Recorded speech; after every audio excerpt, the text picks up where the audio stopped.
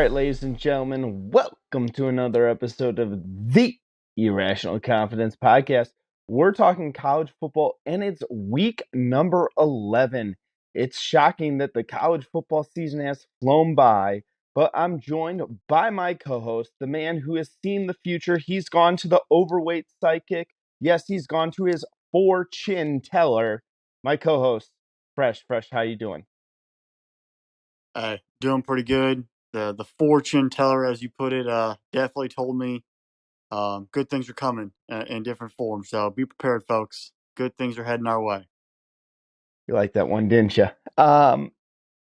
So make sure, guys, before we get going here, make sure you like and subscribe wherever you get your podcast from. And if you're on the YouTube watching us, make sure you hit that notification bell and subscribe to the channel to get new episodes every single time we release them.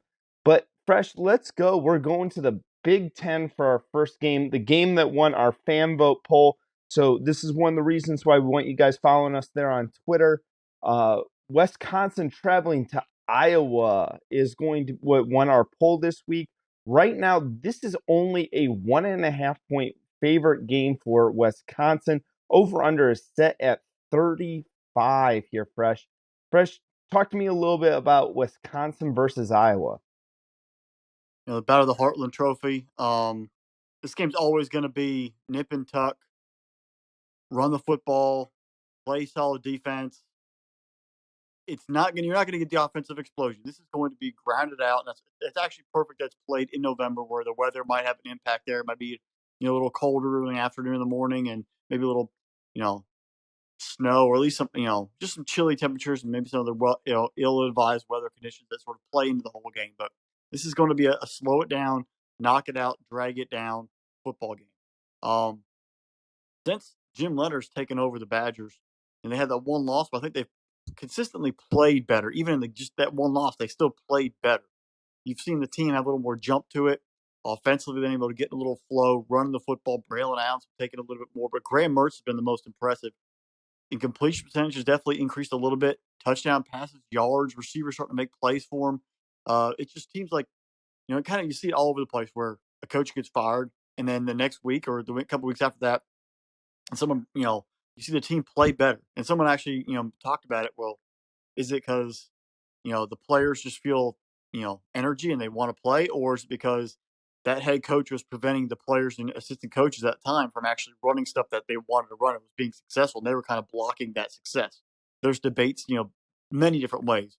But what we've seen so far is this offense and Bobby Ingram not having that Paul Chryst shadow, maybe letting the offense explode. Maybe, Graham Mertz maybe felt contained by Paul Chryst and didn't really have the confidence. Or the receivers didn't have confidence, and now they're unleashed and they're scoring better. They're looking a little more efficient. But defensively, you've seen the team had some bumps in the road, and they finally got their groove back, and they're starting to play like they had, consistently in the past. So obviously, that Ohio State game was a big blemish on that defense's record and standings, but everything else has been much more improved. Tackling's better, getting a better pass rush. We talked about during the preseason, they lost 8 starters. It was going to take them some time to find a cohesive unit who was going to step up and be their linebackers, who's going to be their tackles, who's going to be the defensive backs, and really going to be on the field consistently getting reps and making plays. And you're starting to see that unit gel, and Jim Leonard's making a case to become that head coach and get the interim label taken off. He's a Badger through and through. He's born in Wisconsin, lived there. He's was a walk-on legend for the Badgers, went to the NFL. Um, it's one of those things where if they can keep this going, if you can beat Iowa, who's a rival, you can win and beat Minnesota, and somehow, you never know what happens to Illinois and Purdue. They might stumble themselves into the Big Ten title game. They had the tiebreaker over Purdue right now, and they're only a game behind Illinois. You start looking at the standings.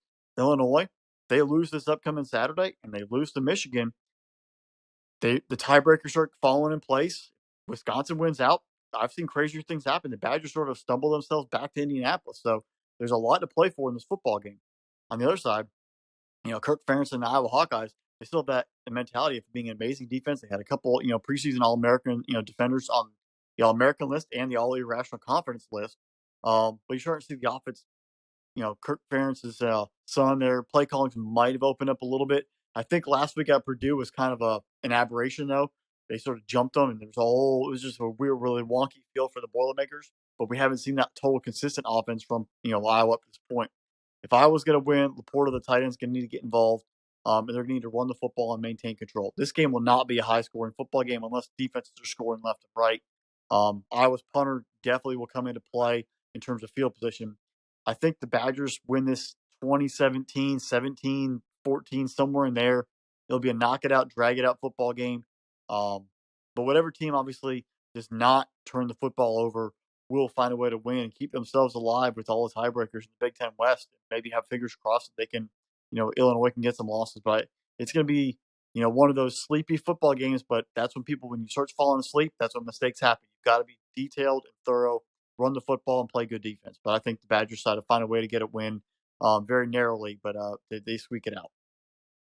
We could sit here and talk forever about how great both of these teams defensively are, and I'm with you. I'm on board for this fresh. We recently posted on spinnablesports.com the top 8 college football openings out there right now, and Wisconsin's number 2 in our rankings on the best openings available.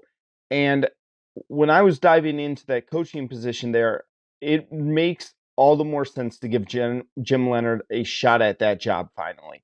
Let him take a crack at it. You know what? Give him a 3-year contract. See how the guy does with it.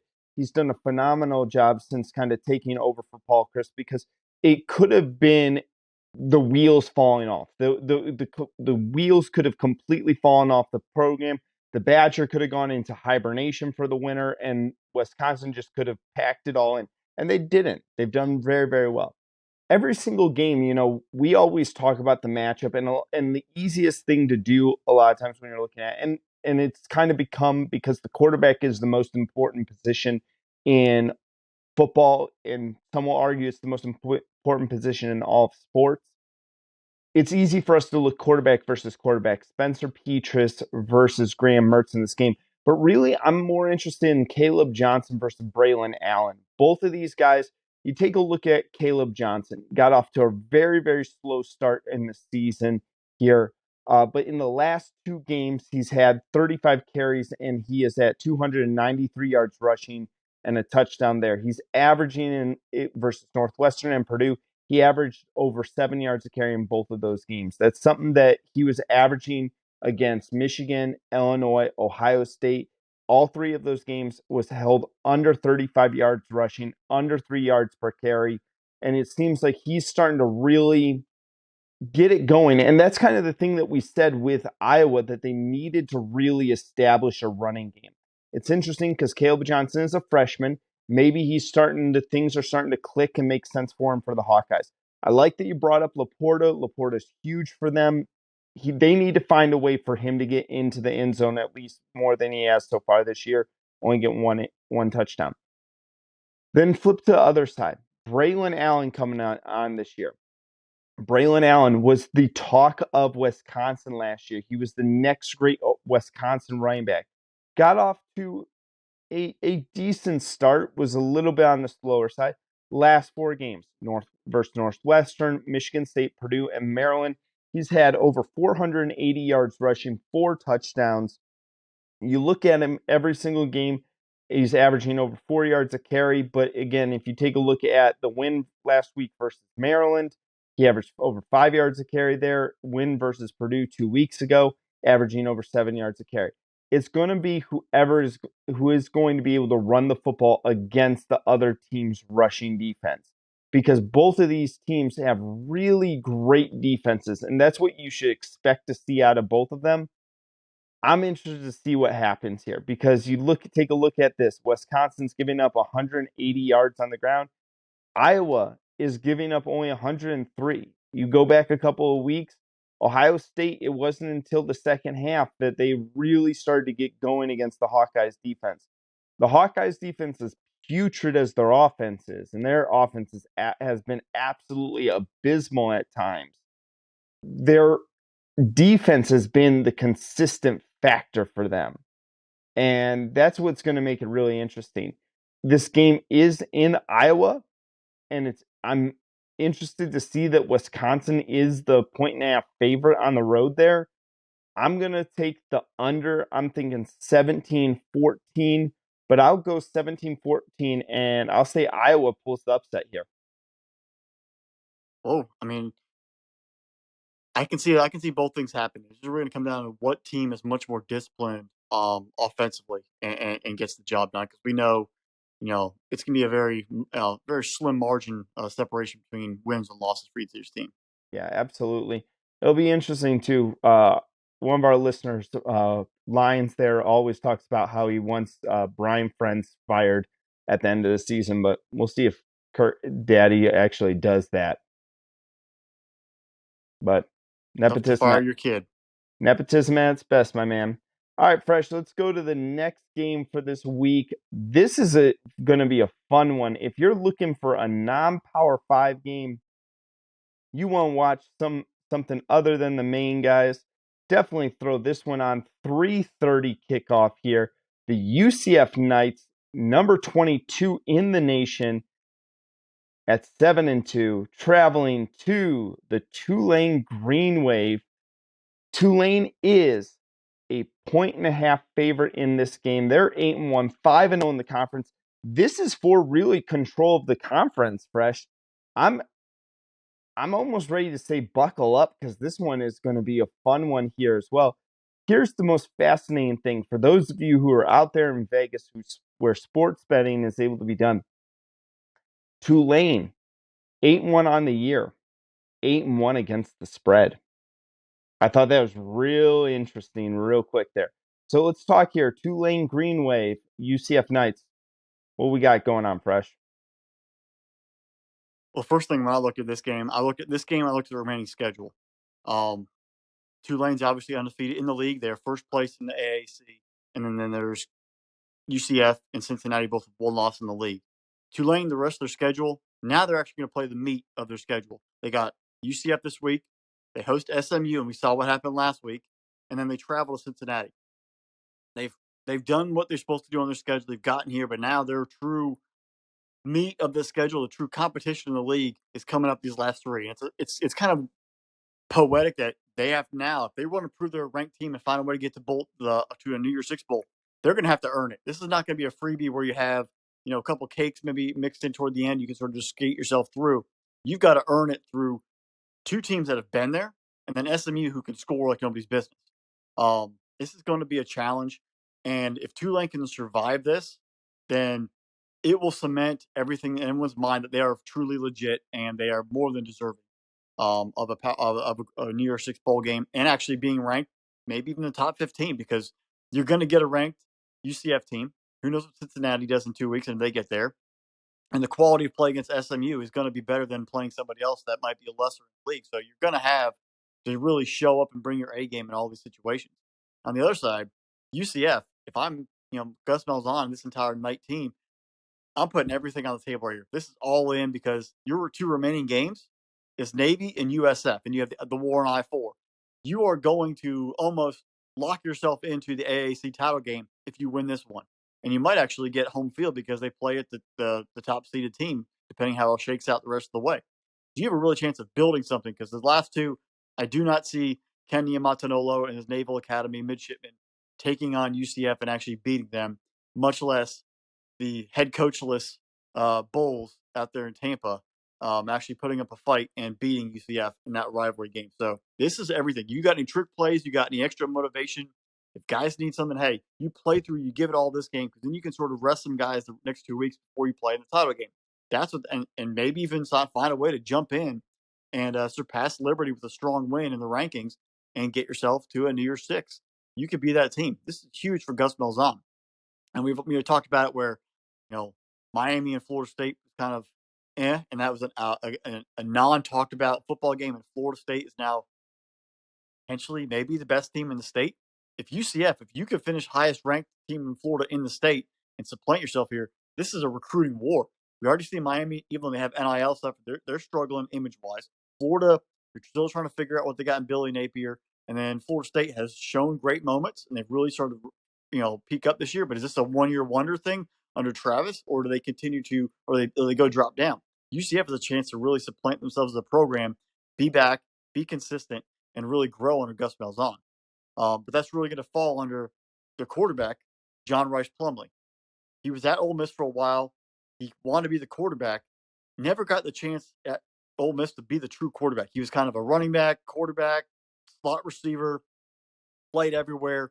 Was able very productive, but he wanted to be the quarterback. That's why he transferred to UCF this year for the last year of eligibility, and he has taken over and done a great job on Gus Malzahn's offense. It's almost a perfect fit, really. He's thrown for 1,800 yards and 11 touchdowns, and he's run for 532 yards and 7 touchdowns.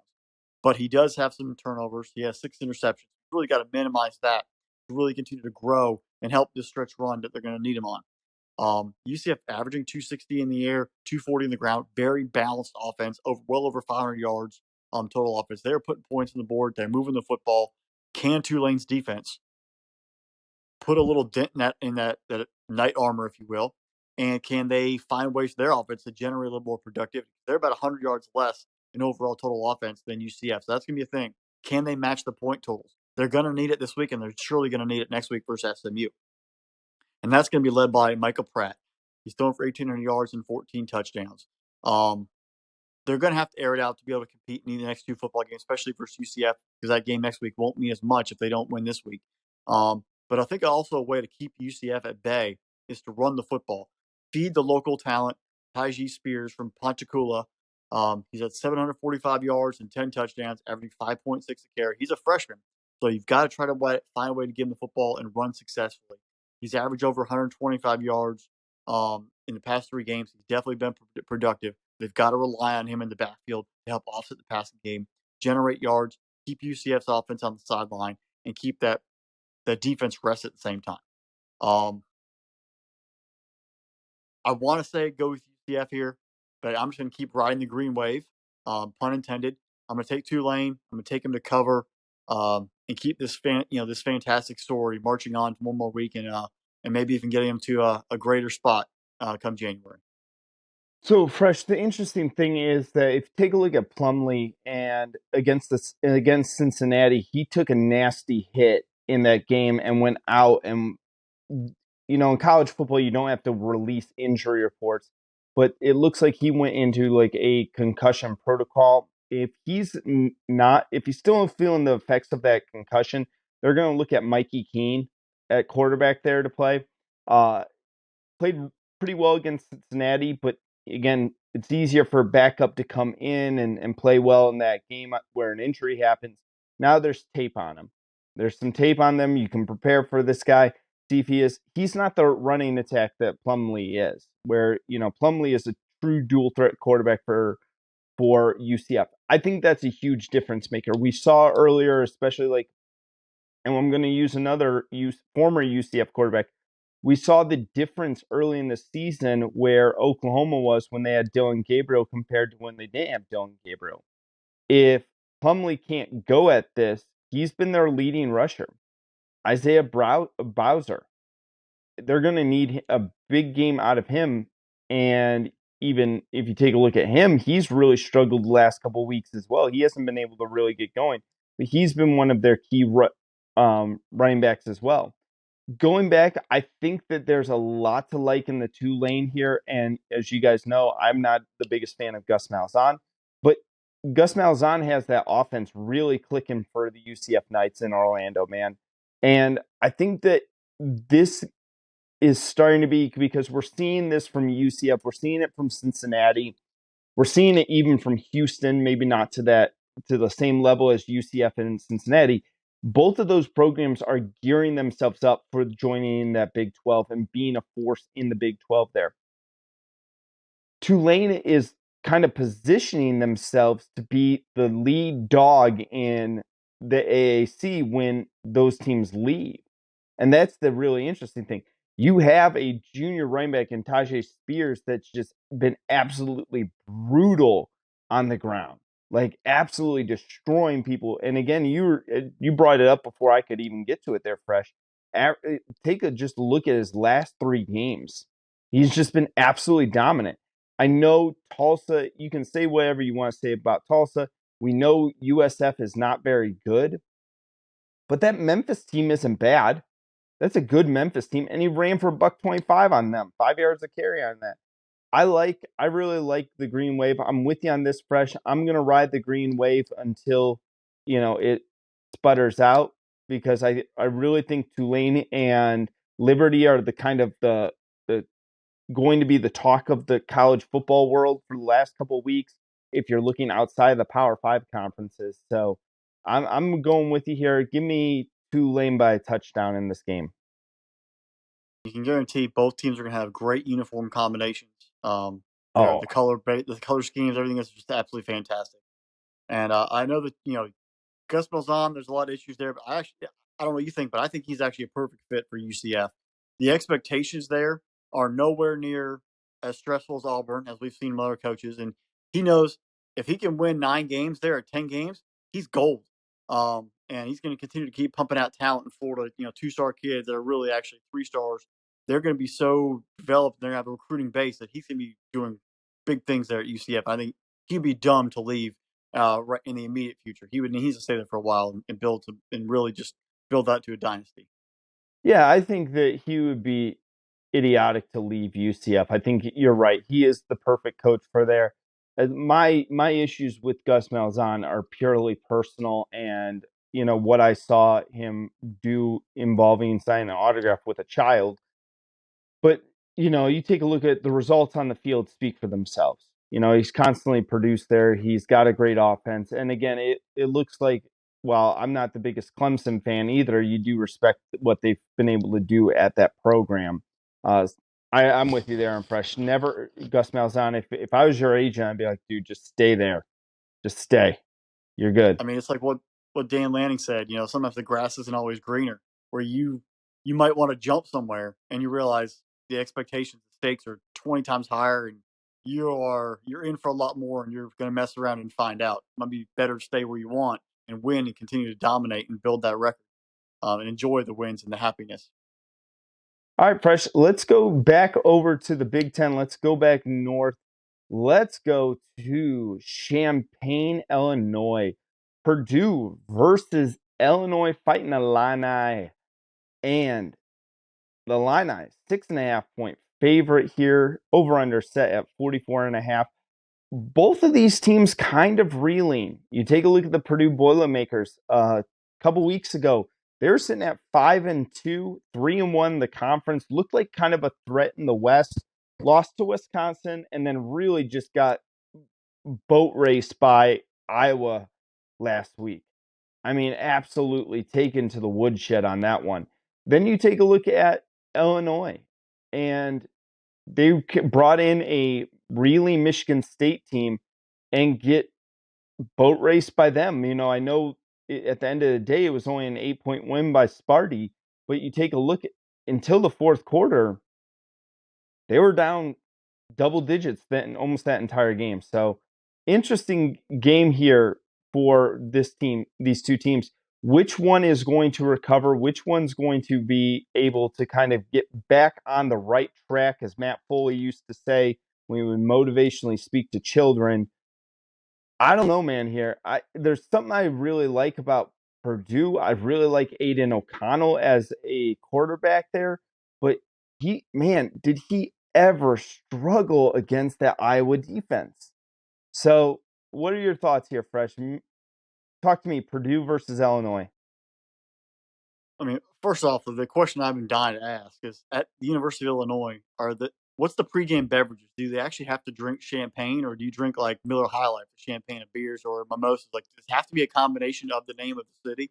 We need to do a deep dive into that pregame tailgate situation at the University of Illinois. But yeah, you're right. Both these teams come in after clunkers last week, and it shown from Illinois' perspective is that the season sort of wear and tear where you kind of got maybe a little tired or got a little complacent. Figured, it's Michigan State. They're coming off of a very, you know, energetic, rivalry game. They've had some stuff off the field. We can just walk ourselves through this one and we'll get it done and move ourselves into the Purdue Michigan stretch. That's kind of the way I looked at that game. But now here's the real question: if you're a good football team, how do you respond to that loss? They lost two clunkers. They lost to Indiana and Michigan State. So it just shows that they might get distracted or the ball just doesn't bounce for them in the second half. This is going to be a true testament of Brett Bielema and I think going forward as program. You've got them here. Does this team mentally tough and to go down the stretch run and close it out and get to Indianapolis? Are you just celebrating early success, and then when the pressure gets tough in November, your team sort of just loses focus and struggles? That's the biggest question for Brett Bielema there. On the other side, you know, Coach Braum, Aiden O'Connell, and you had the leading receiver basically in the Big Ten outside of Marvin Harrison Jr., Charlie Jones, who ironically came in from Iowa. And that was the whole thing where he came in from Iowa, was the only guy that caught passes last week. And Iowa fans were missing him, but their offense still found a way to get enough points.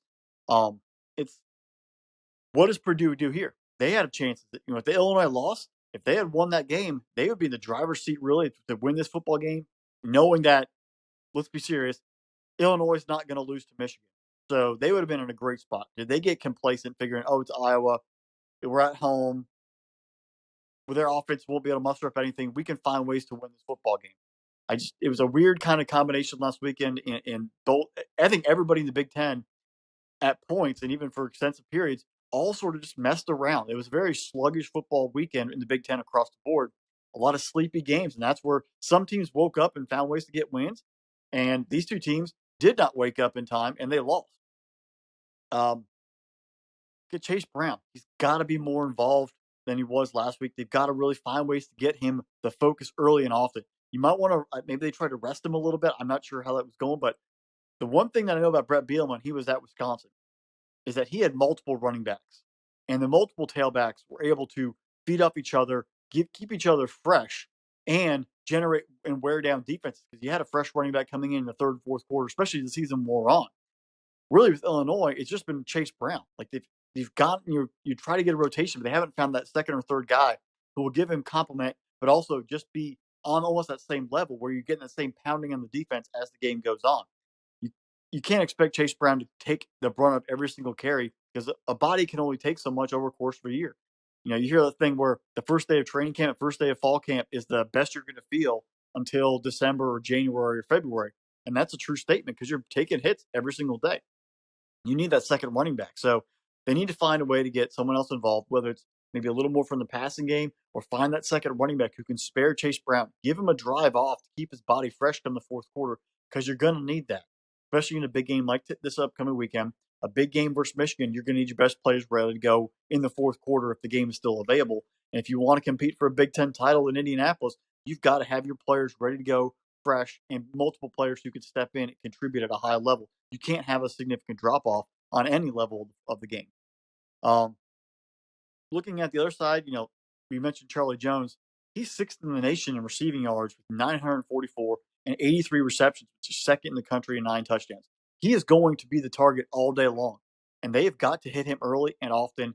They've got to throw on Illinois. Illinois is a very physical defense. The secondary has maybe one guy, but they're not built to take on a full-on passing attack.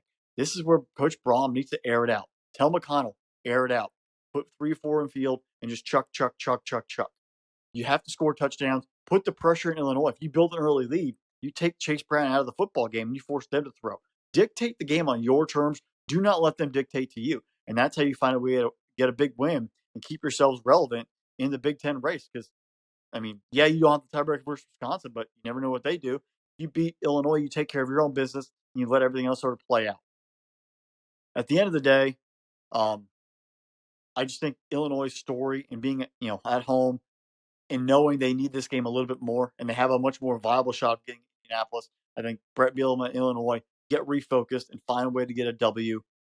It's not going to be a blowout fashion. I think Purdue can score points, but I'm saying let's say 27-23, 27-20. Illinois will find a way late, get that W and seal it with Chase Brown, and keep that track of, hey, we're in a good spot. We're in a good spot. Let's get to Indianapolis and see what happens from there. So Illinois has been a very interesting team to me, and I looked at what they have been able to do this season. What really was the difference maker for them? Well, they are the number 1 rated defense in the entire country this year, which was I was taken aback. I knew they had been decent, but it was really shocking to see that they were number 1.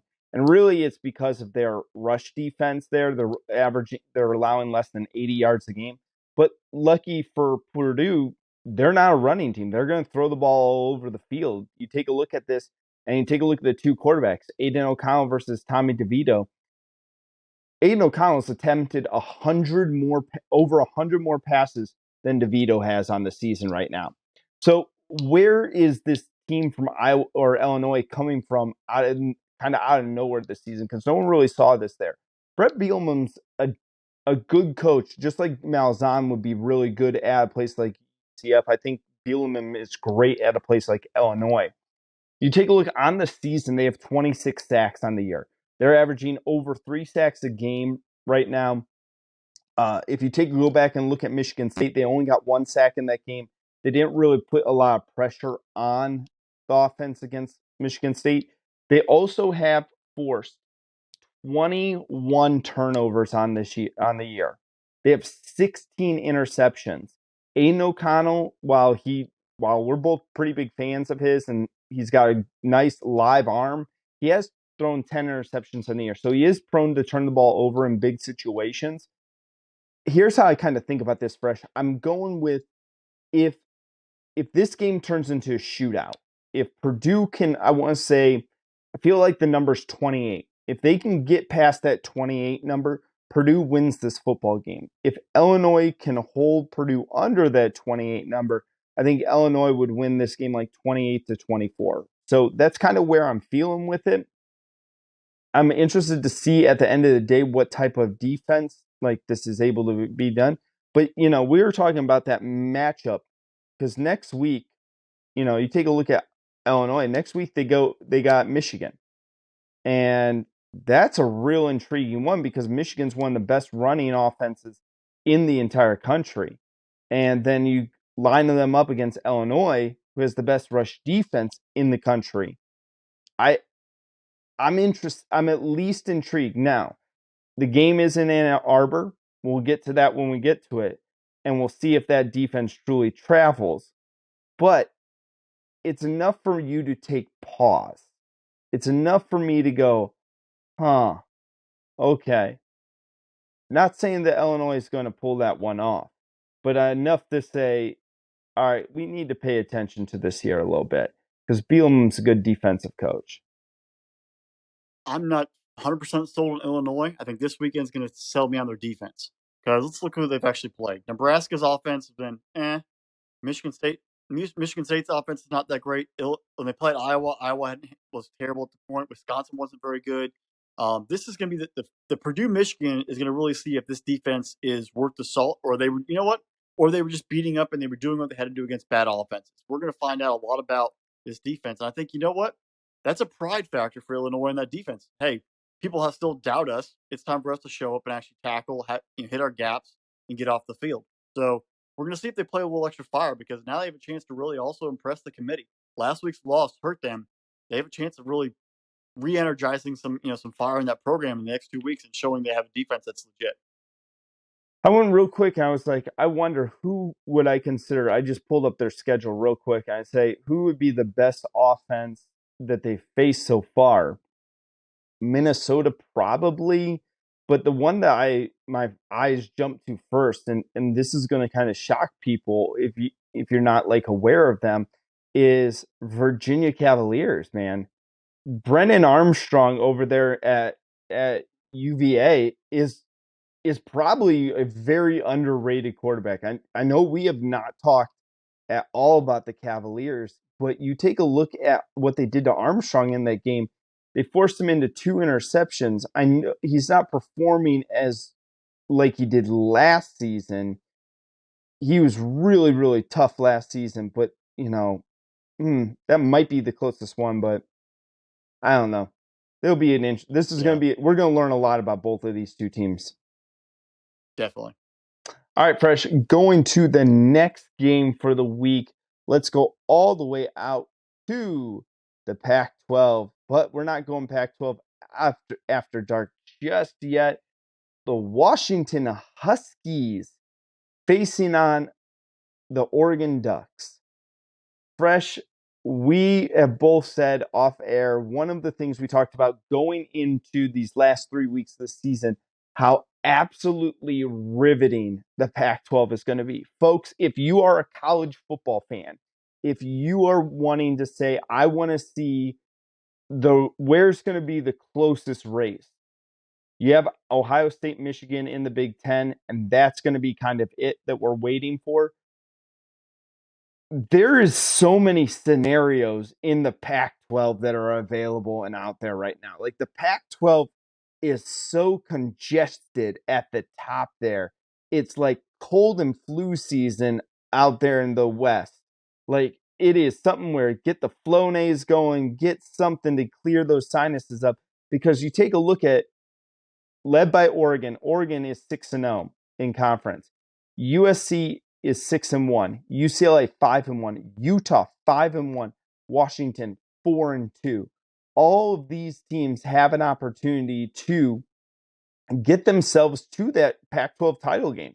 This is a fascinating matchup to watch. Right now, Oregon is a favorite at 13.5 points. Their over-under is set at 72. I think we're going to see a shootout in this game. 72 is a lot. 72.5 is a lot of points to take in that game. But you're looking at, it's kind of been the resurgence of two transfer portal quarterbacks. Bo Nix, we wrote him off. Like, we wrote him completely off. And I'll be the first one to tell you, I was wrong about Bo Nix this year. Maybe he just didn't need to get away from Auburn in that pressure. You look at Michael Penix Jr. A couple of years ago, Michael Penix Jr. was the talk of college football, has a nasty knee injury. I personally think he probably came back too soon. The Indiana put too much on his shoulders, wasn't able to perform at that level. He transfers away, goes to Washington instead. He's been absolutely on fire out there too. This is a really intriguing game here, Fresh, because this may be a team if Washington can, let me see how I want to put this. If they can limit, because Washington's got a half decent defense out there. They have a pretty good pass defense.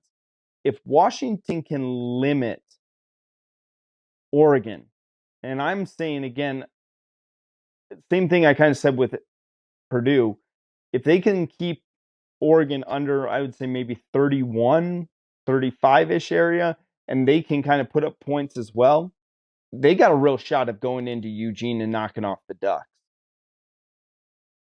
This is going to be, I think this might be the most exciting game of the entire weekend. I like how you started off because I have embattled quarterbacks get redemption. That's the first thing I put in there. Penix Jr. has the most passing yards in the nation right now. And, you look at Bo Nix, he's a dark horse in the Heisman, especially after last week where we saw three of those quarterbacks, two of them lose when they fall back to the pack. And we kind of have, the Drake May, the Blake Corum, Bo Nix, Bryce Young's probably fallen off a little bit. Then Hendon Hooker and C.J. Stroud are right there. And this is a focus point. It's on Fox. Everybody's watching. And you have a chance to really even build your case and move forward. It's going to be very exciting because Bo Nix has thrown for 2,400 yards and 22 touchdowns, and he's run for 457 and 13. That's 35 touchdowns, and he still has 3 regular season games and maybe a Pac-12 title game to even add on before Heisman voting even comes into play. He could hit 50 touchdowns in a heartbeat if he does his job. At the first game, he sort of settled in. I definitely agree with you. The pressure was gone of not being at Auburn. He can relax. He can come out there, play a little more of a freer offense, and have fun. And you see him just smiling. The guys are running around having a great time, and they're letting him be himself. I think that right there is definitely the mind has freed up to allow him to play less stress, and that's making the reads a little bit quicker and letting him take off and run and not being so restricted. You saw it at flashes when he was at Auburn. I think the most recent memory I'll have was he was making crazy throws last year at LSU, led their first win in the Baton Rouge, and forever. And he was running around, throwing the ball off the sideline and putting the ball in the crazy places and leading touchdown drives you never saw before. You sort of saw that, and then he got injured and put back and then from the transfer portal, and now he's doing the same thing at Oregon. So it's exciting things to watch, but the team is much more than just the two quarterbacks. You look at wide receiver Troy Franklin has settled in, 39 receptions, 636, and 5 touchdowns. And then for Washington, Romeo Ordonez, 11th in the country with 858 and on 57 receptions, 6 touchdowns. These receivers are making plays for their quarterbacks, and they're going out. It's not just the guys running around and throwing it to random people or doing it all on their legs. They have receivers who are stepping up and becoming a focal point. You have a clear-cut number 1, and then the 2 and the 3 tiers from there breaking down that receiving tree. Defensively, though, both teams are struggling, giving up 26 a game. Dan Lang has not got that defense fully flowing like he intended to have. Coming over from Georgia, and everyone thought this team would be much more defensive heavy, and it's not there yet. Obviously, maybe a couple of recruiting cycles, but you also look at both these teams are scoring so quick that maybe the defenses are on the field and teams are throwing, so that's why the defense stats are a little higher and maybe not as fine tuned as they could be. So there's a lot. We'll see. Really, is it the defense is leaky or the offense is really good? We'll find that out on Saturday. The end though, this is the biggest opportunity for Oregon. There's right now. We already know the Michigan Ohio State winner, unless there's some other craziness that happens the next couple of weeks, the winner of that game is going to be in the playoff. If Georgia wins out and gets the SEC championship game, most likely there. So that's 2 of your 4 spots. There's 3 and there's 4 are going to be the questions and up for debate. Is TCU run undefeated? Are they even still worthy of being in? Is Tennessee's resume with no real competition the rest of the way? Is that going to be strong enough what they did early to get them in? Because they have Missouri, Vanderbilt, South Carolina. They're not going to have, unless they all win those games 50-0 or more, they're not going to have that ranked team to help build their resume. So what they've done, really, the hay is in the barn for the majority of what they have. That leaves some open holes there. Come along, Oregon is right behind them. They got a ranked Washington team this week, national TV audience on Fox. You got traveling to Utah. Now, last year, the Utes beat them twice. You get the revenge factor, and then they have their last game versus Oregon State. If they get there, they have a Pac-12 title game versus potentially UCLA or USC. So there's chances to beat a bunch of ranked teams, add to that resume, and do it with a national stage, and maybe convince voters that they'll get in. So the pressure right now is on Oregon to play at a high rate, you pass the eye test, and also win games against ranked football teams. Can this team rise up? They've been kind of doing it off on the radar. The UCLA one was big, but now you have a stretch run. You have to be perfect the rest of the way. Can they do that? That is going to be the biggest thing. I think this game being in Outson Stadium in Eugene helps them a lot. I think the Ducks find a way to get a win. If this game was in Seattle, it'd be a different story. But I think Nix outduels Penix and keeps the Oregon Ducks season moving forward and sets up a real big matchup next week in Salt Lake City. Yeah, Fresh. I pulled this up because I was trying to do like the calculations in my head with the Pac-12 of going, okay, if Oregon loses, they have 1 loss now. Washington has 5 wins in conference, 2 losses. Okay, like what is the path for Washington to get into the Pac-12 title game here? And I went back and forth, and I go, their 2 losses are to UCLA and to Arizona State, and UCLA is ahead of them. They got the loss to Oregon. They're going to face USC coming towards later on this year, probably next week's matchup. You got the Utah Oregon game next week as well. That kind of turns into a kind of like a semifinal game. It's like the Pac-12 has a semifinal next weekend. Like you have Oregon, Utah, USC, UCLA, pretty much. And again, I might be off here, but because there's some crazy things like if Utah wins and USC win, Oregon may trump USC because they didn't play head to head. And I know Utah would trump USC because they do play head to head. So that would be an interesting situation on right there of what would actually go down if all 3 of those teams only have 1 conference loss. But there's a interesting path to me for all 3 of those teams, Oregon, USC, and UCLA. If all 3 of them win out this year, I would pound the table for one of them to be in the college football playoff. If one of those 3, now if Utah wins out, I'm not going to pound the table for Utah, but I'll pound the table. It is. But you look at Oregon's resume. Oregon's resume has been phenomenal since losing to Georgia that opening week of the season. And then Oregon will make the argument is that, yeah, you say it was a neutral site game, but the game was in Atlanta. So it wasn't really a neutral site for us there. USC, they have a 1-point loss to Utah on the road in a shootout of a game. That's still a very respectable loss. UCLA, their only loss is in Eugene. So all three of these teams, like you can make a nice case for all three of them. UCLA has a win over Washington. I'm fascinated by this, and especially with how the Pac-12 is going to work out there too. And I got another name, Fresh, to really keep your eye out there for. All right, and this is my dark horse, and I'm going to just jump into this before because it's kind of like we'll transition away from the Oregon um, Washington game here.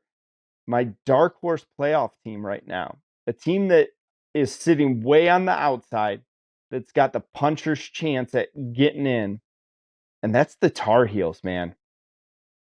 I think their only losses to Notre Dame. They got Wake Forest this weekend. They end the season with NC State and then would have Clemson in the ACC title game. And a one-loss North Carolina would be a fascinating thing to put up against and a conference champion to boot. It's so fascinating about these things right now, man. I'm just intrigued. I had a lot more about the Oregon Washington game, but you hit a lot of the key points there too. I I'm with you, man. Get your popcorn ready because this is going to be a heck of a game to watch. I'm going to be flipping back between TCU at Texas. I'm going to be interested in this Oregon Washington game, Georgia at Mississippi State. All three of those are in the 7 o'clock hour. North Carolina, Wake Forest. All four of those games right there. I won't. Maybe it's a good time to go a sports bar for the night games here this weekend. Yeah, I mean, you factor in, we're getting to that point where it's not just the team that you're playing. How is your team's health? And is your team's going to get a better effort from somebody else trying to pull an upset? Does your team choke? Does your team get complacent? There's a lot more other factors are building in as you get tighter and tighter toward the end of the year. And that's where it becomes more intriguing. All right, Fresh. Our last game, the game of the week, probably one of, we could really get into a long, long conversation about whether the game of the week should have been Washington, Oregon, or whether the game of the week should be TCU traveling to Austin, Texas here. Fresh, Vegas is smarter than I am. Vegas is way smarter than I am. They got TCU as a 7-point dog right now. Like the number 4 team in the country. I get it. You for some reason you don't trust TCU. TCU's undefeated. TCU is undefeated. They're 9-0. Texas is 6-3. Over under is set 65 points right now there. I don't know. I know Max Duggan didn't really play that well versus Texas Tech last weekend. Max Duggan, though, has really been the leader for that. You look at Kendra Miller right there. He has been absolutely on a tear as of late. But you take a look at Duggan, like Texas Tech, 2 touchdowns. West Virginia, 3 touchdowns. Kansas State, 3 touchdowns. Oklahoma State, 2 touchdowns. Kansas, 3 touchdowns. That dude's been absolutely lighting up the scoreboard over there as well. You take a look at Texas, though, right now, man.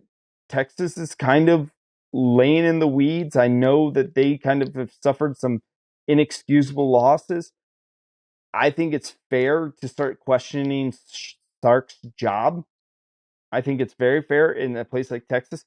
Quinn Ewers, while he's looked phenomenal at times, throws a really good ball. Here's my big problem with Ewers, man. He's completing less than 58% of his passes. That's unacceptable for a quarterback like that. I don't know. I feel like for some reason or another, if we were in Vegas, Fresh, I would be hammering that TCU +7, and that's just me. I mean, that's a fair way to go about it. I mean, you see, most of these, I think the reason why they put them there is they're on the road, but TCU has been able to show resolve in the second half of a lot of games. They've been down in almost every single one of them, and they've been able to come back. The only time they weren't was when they just boat raced Oklahoma from the very start. But the rest of those games, Kansas, down, fought back, got the win. saw it last week. Texas Tech was giving a little fight early in a little battle. They were able to maintain control and then pull away. I think that's the one thing that scares the committee is that this team is not, from a quote unquote game control, it's not as strong as other teams where they've been able to get leads and build on it and continue to move on through the football game. They've been so up and down, but they found ways to get done in the fourth quarter. In my opinion, if my team can continue to find ways to win in the fourth quarter, that shows that they have a four-quarter mental resolve. Like, they don't have to dominate teams from the very beginning. They can find ways to pull it away and get it done when it matters. Because you get into a playoff game or you get into a conference championship game, if your team's not prepared for that kind of close environment and finishing a football game in the fourth quarter, you see them melt.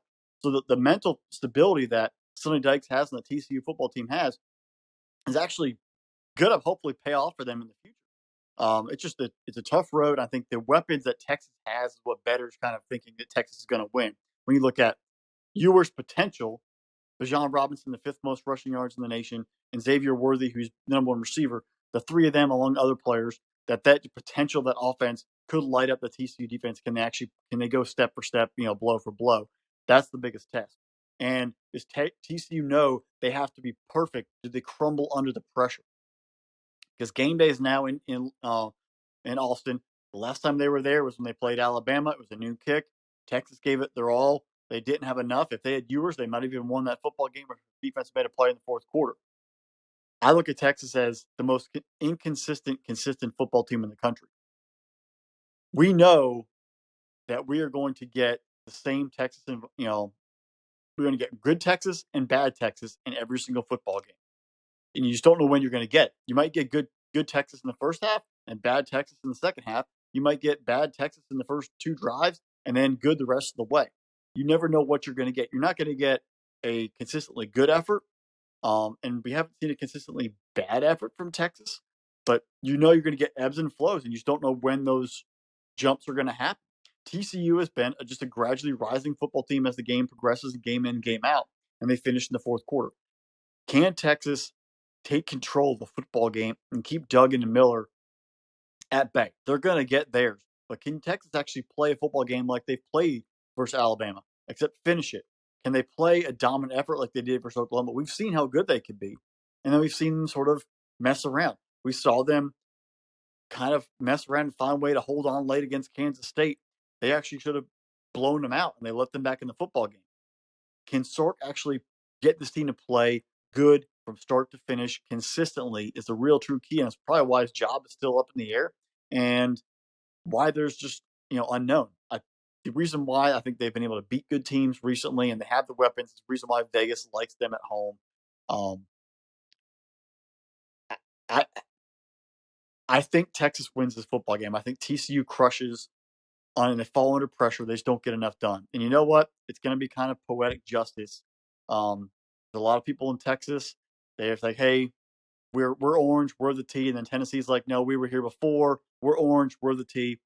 Well, term volunteer, Davy Crockett and a bunch of people from Tennessee came down to Texas, and they were in the Alamo.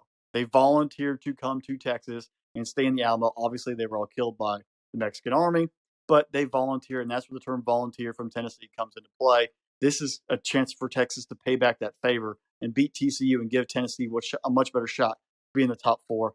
I think Texas gets it done, helps out and pays back their debt. That's a couple hundred years old, but that's how it's going to play out in Austin. Fresh, I was really intrigued by this too, because if TCU wins this game, they are a lock for the Big 12 title game. And even if they lose this game, they still have a game to play with as long as they win one of their two next games.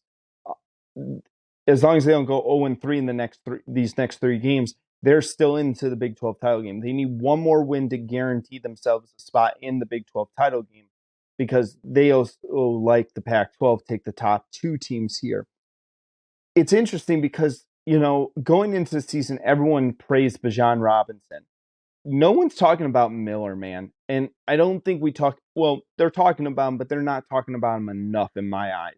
Miller statistically is almost exactly on par with Bijan Robinson. Bijan Robinson has just over 100 yards more rushing than Miller. but Bijan Robinson also has 40 more carries than Miller does on the year. They both have 12 touchdowns on this year. They both have been vital parts of the offense there.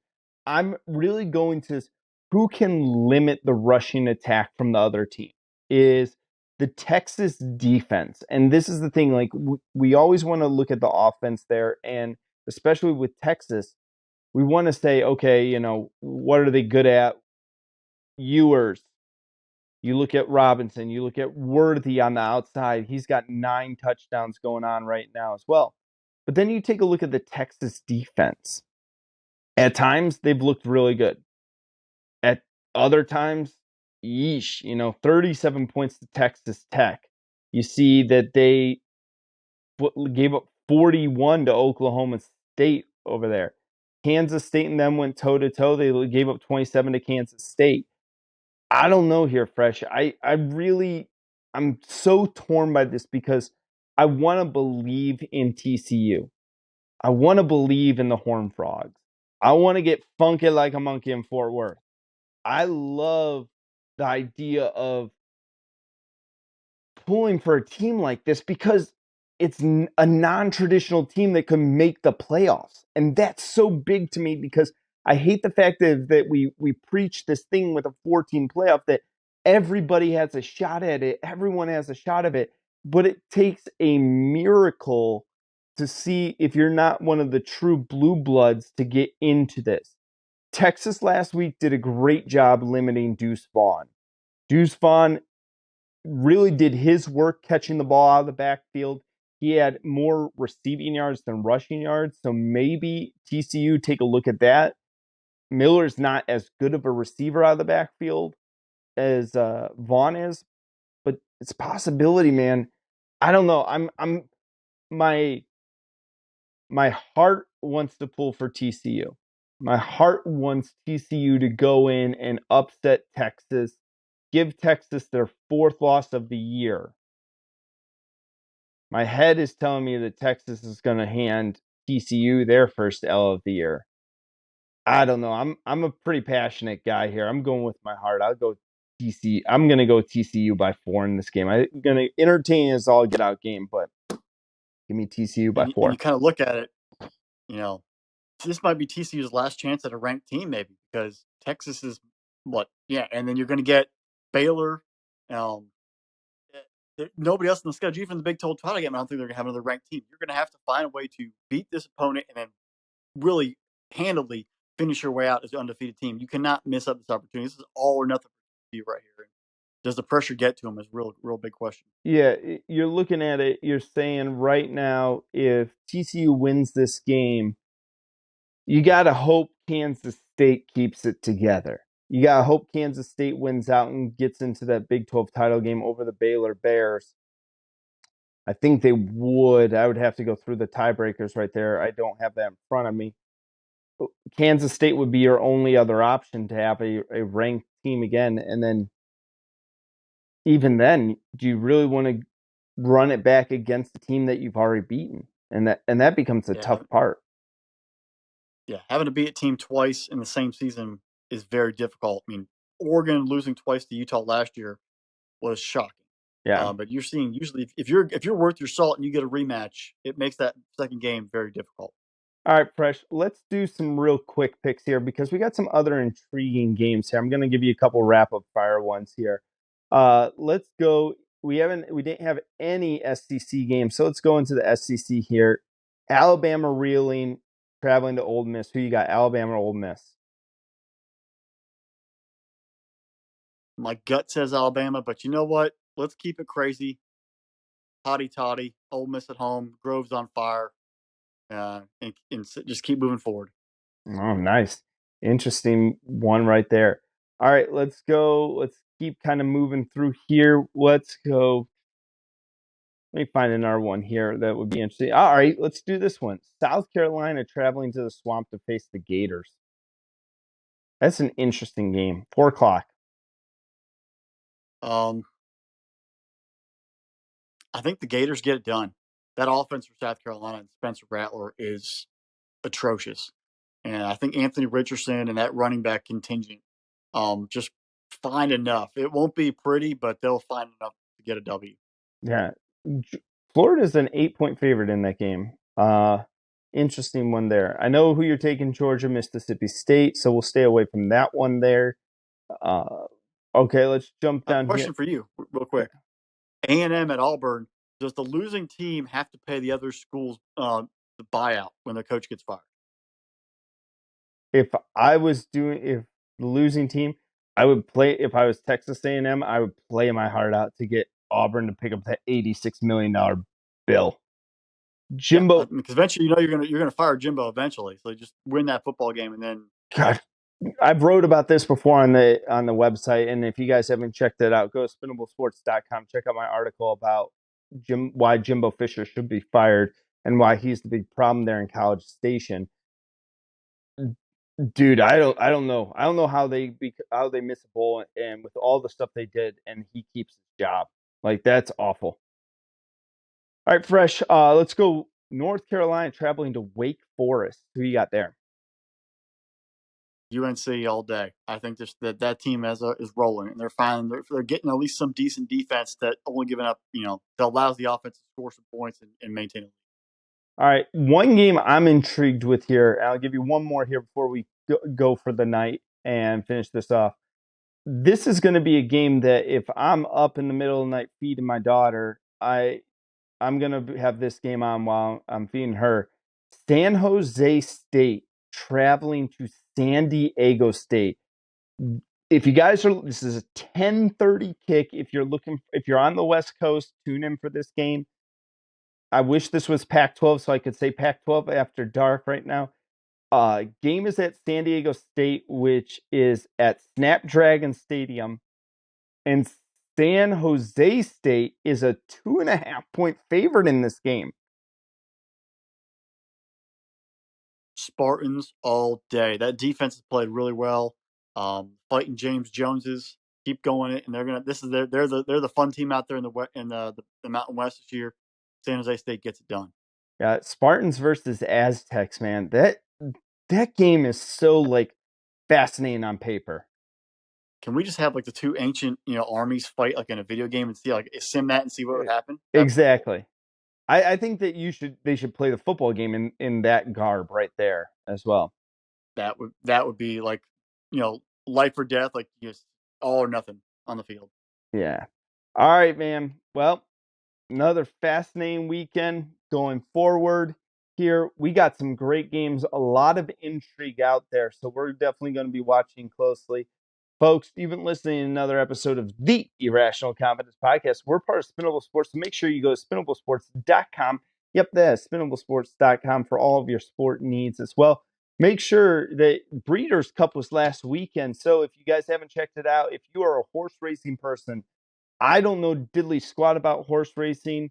I'm terrible at it. I like watching it, and when it's available, I don't mind putting a few shekels down on a horse or two. I don't really know what I'm doing, but I always have fun doing it where I find a place that is legalized. Check out our buddy Stevo at the Photo Finish. Make sure if you're a horse racing person, check out his podcast. If you are a person like me who does not know what they're doing, check him out. Give him a subscribe or a like over there as well. Follow us on Twitter. Make sure you're interacting with us. We'll have a week 12 poll come out this weekend. Make sure that you're voting in that poll. We got a lot of really good games coming up, and especially with rivalry week only 2 weeks away. It's going to be fun. We're going to want to get you guys a little bit more involved in the last couple of weeks here as we get closer and closer to bowl season. And if you haven't, leave us that 5-star review for wherever you get your podcast from, whether it's Apple, Spotify, Good Pods, Amazon Pods, anything pods. I don't know the pods. You know that, folks. Like, subscribe, leave us a 5-star review because you guys know Fresh and I were the 5-star prospects. Special thanks to our producer, Drew. Without him, none of this is possible. We love him, and he does an amazing job putting all this stuff together. So big thanks and shout out to that guy over there, but working behind the scenes. Love it. Subscribe to the YouTube channel. That's all I got. I don't know, Fresh. What else you got? Wrap us up here. Folks, in case you didn't know, our buddy Hap's birthday. Enjoy it. Send your celebratory tweets. and congratulate him on another year around the sun. He definitely is a machine. Keeps plunking along. So happy birthday, buddy. Thank you, man. It's another one down. So, yeesh, I'm getting old. And like we cherish Haps, cherish all the football we got left. We got 3 regular season weekends left, and then we got championship weekend. Cherish all the games, watch them all, enjoy it. Because before you know it, unfortunately, we'll be waiting for recruiting season, and football games will be in our past. Have a good night, y'all. Bye, y'all.